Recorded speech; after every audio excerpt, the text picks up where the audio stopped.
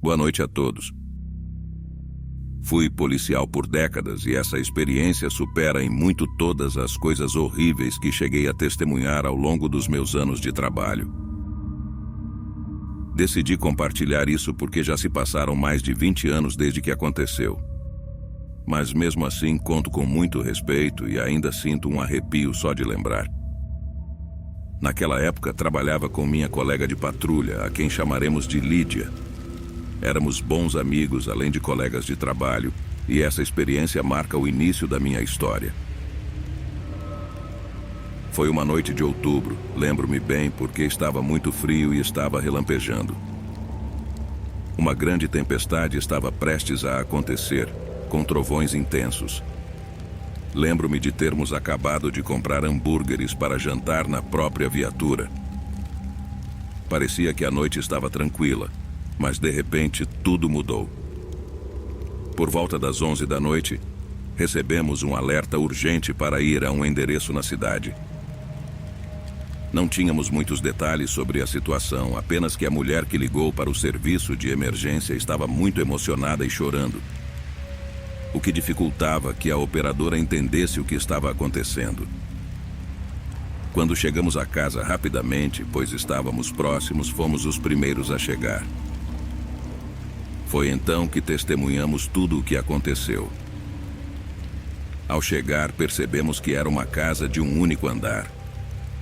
A chuva estava caindo forte e os trovões eram intensos, o que aumentava ainda mais o drama e o horror da situação, que por si só já era terrível. Lídia bateu na porta, identificando-se como policial. Uma mulher de cerca de 35 anos abriu a porta, chorando e pedindo ajuda. Ela tinha manchas vermelhas nas mãos e nas roupas. Quando entramos na casa, vimos na sala um menino desmaiado com cerca de 6 anos no máximo. Não quero entrar em detalhes por respeito à sensibilidade da situação, mas a cena era extremamente perturbadora. Nesse momento, as sirenes da ambulância chegaram e os paramédicos entraram imediatamente para cuidar do menino. Enquanto isso, questionamos a mulher sobre o que havia acontecido. Quem havia cometido esse ato atroz? Entre lágrimas, ela explicou que era a tia das crianças. Segundo ela, sua sobrinha de 11 anos havia ferido gravemente seu irmão com uma faca de cozinha. A mulher descreveu como a sobrinha tinha uma expressão maligna e sorria de forma diabólica. Ela parecia outra pessoa com um rosto demoníaco.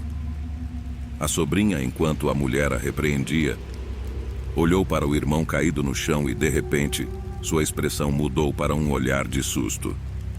A sobrinha correu para o quarto e trancou a porta. Enquanto os paramédicos confirmaram que o menino não tinha sinais vitais, a mulher começou a chorar descontroladamente. Agora tínhamos que lidar com a sobrinha, interrogá-la e verificar a história. Subimos até o quarto dela, onde ela estava trancada. Lídia bateu na porta e tentou acalmá-la, mas a menina não respondia. Tentamos abrir a porta sem forçar, mas uma voz masculina começou a rir de dentro do quarto. Isso nos alarmou, pois achamos que poderia haver alguém com ela, possivelmente como refém. Decidimos arrombar a porta, e quando entramos, vimos a menina sentada sob suas roupas penduradas no guarda-roupa. Ela nos olhava fixamente, sorrindo de uma maneira inexplicável. Uma criança daquela idade não deveria ser capaz de olhar com tanta maldade nos olhos e sorrir daquela maneira. Lídia se aproximou com cuidado, mas a menina começou a correr em direção a ela, gritando e se debatendo.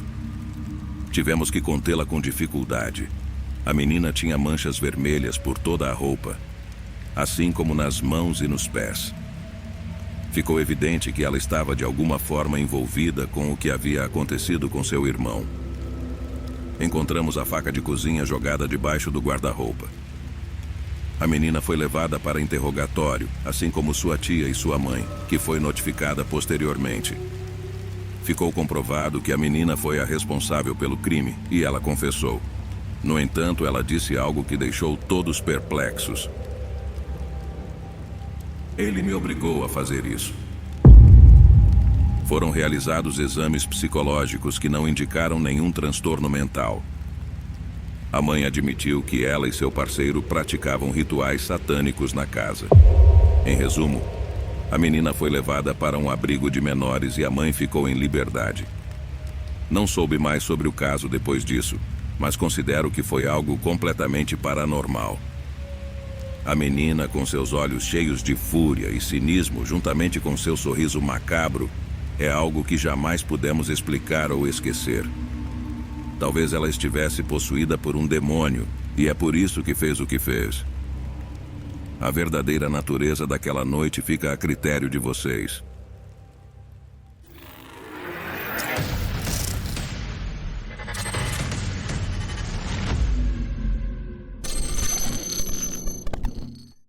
Olá, Relatos do Desconhecido tem uma história paranormal para compartilhar. Aconteceu com meu pai durante sua carreira como policial na cidade. Somos de Portugal, e isso já faz muitos anos. Mas acredito que vale a pena compartilhar essa história com seu público. É algo assustador e deixa muitas dúvidas sobre a realidade. Meu pai se chama Antônio e naquela época patrulhava as ruas da cidade com seu parceiro André. Uma madrugada, receberam uma chamada pelo rádio para irem a uma casa muito próxima de onde estavam.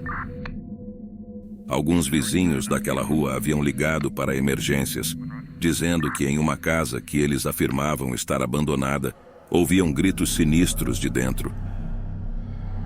Parecia que algo muito ruim estava acontecendo com alguém lá dentro, mas eles, claro, não ousavam entrar. Pediram que a patrulha fosse rápida.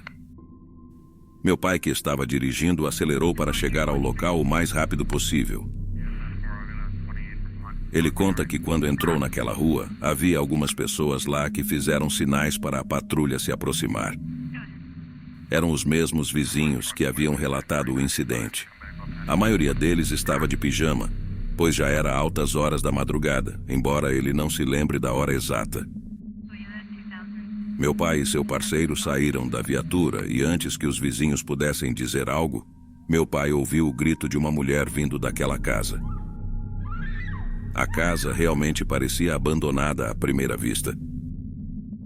Eles pediram às pessoas na rua que voltassem para suas casas, pois era perigoso estarem lá.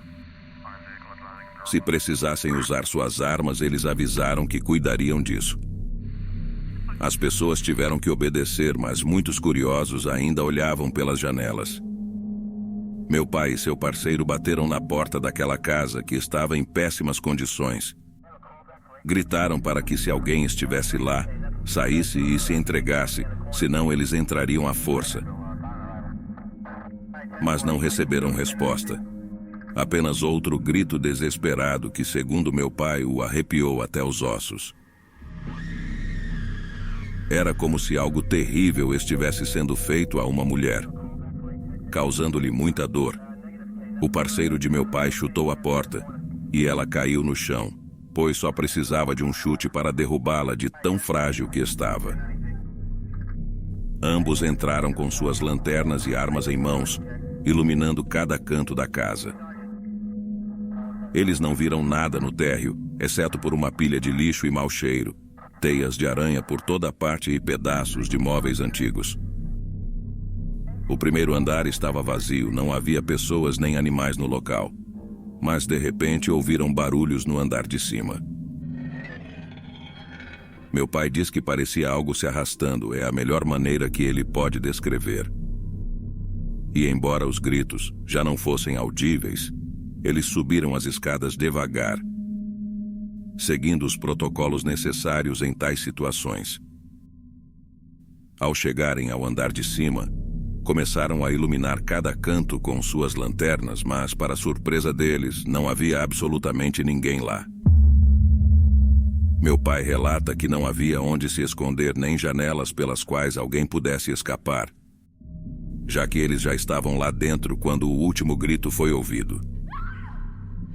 Não encontraram nada, mas em uma parte do segundo andar, que parecia ser o quarto principal da casa, havia um círculo no chão com um pentagrama gigante. e muitas coisas escritas na parede em um idioma desconhecido, escritas, segundo ele, com fezes. Eles isolaram o local para que ninguém pudesse entrar, pois mesmo não encontrando ninguém lá dentro, não era seguro por razões óbvias. Entrevistaram alguns vizinhos para entender o contexto da situação. Eles disseram que os gritos horríveis começaram por volta da 1 da manhã. No início, não sabiam de onde vinham, mas ao abrir as janelas ou ao sair de suas casas para ver o que estava acontecendo, perceberam que os gritos vinham daquela casa abandonada. Inicialmente todos estavam muito assustados e confusos, já que a casa estava abandonada há anos. Algumas noites antes, alguns deles haviam visto indivíduos entrando pela janela da frente da casa a altas horas da noite e preferiram ficar trancados, com medo de que essas pessoas pudessem fazer algo a eles. Isso geralmente era o testemunho dos vizinhos que chamaram a polícia, mas nunca descobriram a origem dos gritos horríveis e dos lamentos. Meu pai tem a teoria de que era algum tipo de demônio, já que era óbvio que rituais satânicos haviam sido realizados lá, devido ao que encontraram no segundo andar e aos relatos dos vizinhos que haviam visto homens entrando na casa a altas horas da madrugada. Para ele, estava claro que isso estava relacionado. Obviamente, eles não podiam incluir isso no relatório, então o caso ficou sem solução. Tempos depois, a casa foi demolida, pois não pertencia a ninguém e não sabemos se agora é um terreno baldio, já que não moramos mais lá. É isso, essa é a minha história. Saudações para toda a comunidade.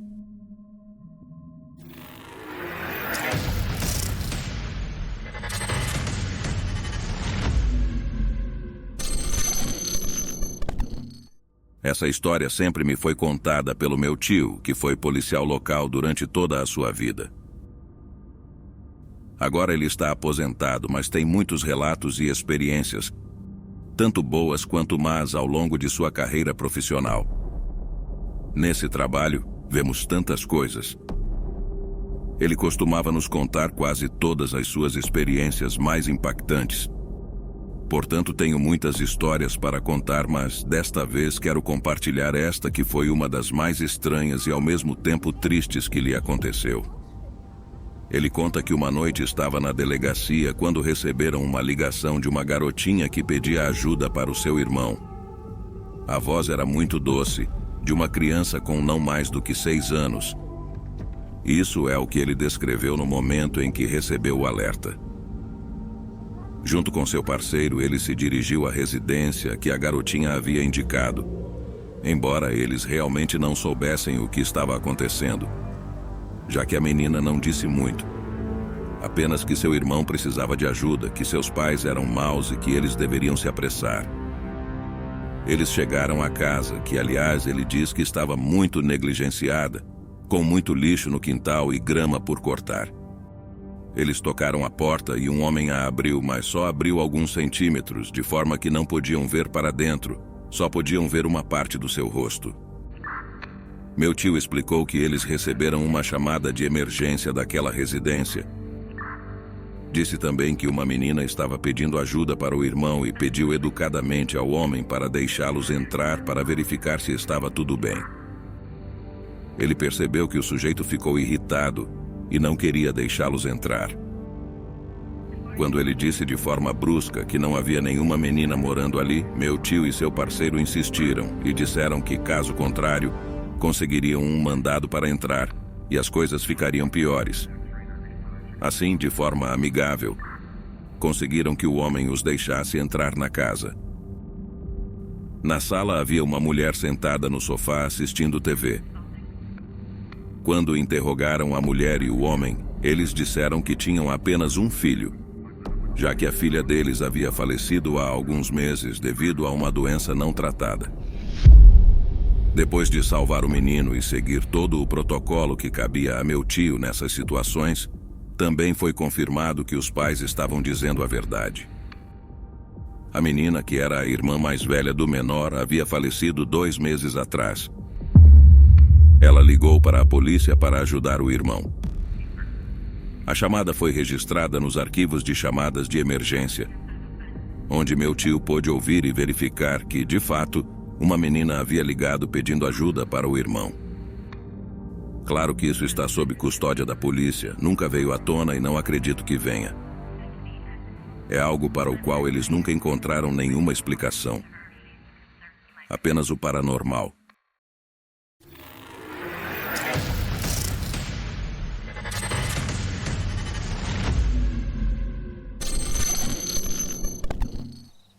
Olá, relatos. Quero contar um relato que aconteceu comigo alguns anos atrás e que considero paranormal e inexplicável. Eu sou um policial rodoviário e patrulho apenas durante a noite em várias estradas do meu estado. Vale mencionar que eu moro nos Estados Unidos, mas minha família é mexicana. Então eu também me considero um. Meu trabalho consiste em verificar se os motoristas não ultrapassam o limite de velocidade, se estão usando o cinto de segurança e se as placas estão em conformidade, entre muitas outras coisas. Aqui tudo isso é muito importante e as multas são pesadas e as regras não são cumpridas com frequência. Uma noite eu estava dirigindo minha viatura em uma estrada movimentada e fazendo meu trabalho normalmente quando de repente, em uma caminhonete à minha frente, percebi uma mão pequena me acenando. Deus! A mão estava no porta-malas dessa caminhonete que estava fechada. No entanto, é ilegal transportar crianças lá devido ao perigo que isso representa. As crianças devem estar sentadas nos assentos e usar o cinto de segurança. Por isso, decidi me aproximar um pouco mais da caminhonete para verificar se realmente era uma criança. E de fato estava escuro, mas com as luzes da minha viatura pude ver a silhueta de uma criança pequena que continuava me acenando com sua pequena mão. Eu também acenei de volta, mas precisava fazer meu trabalho, pois era perigoso que a criança estivesse no porta-malas. Então acendi as luzes e fiz a caminhonete parar.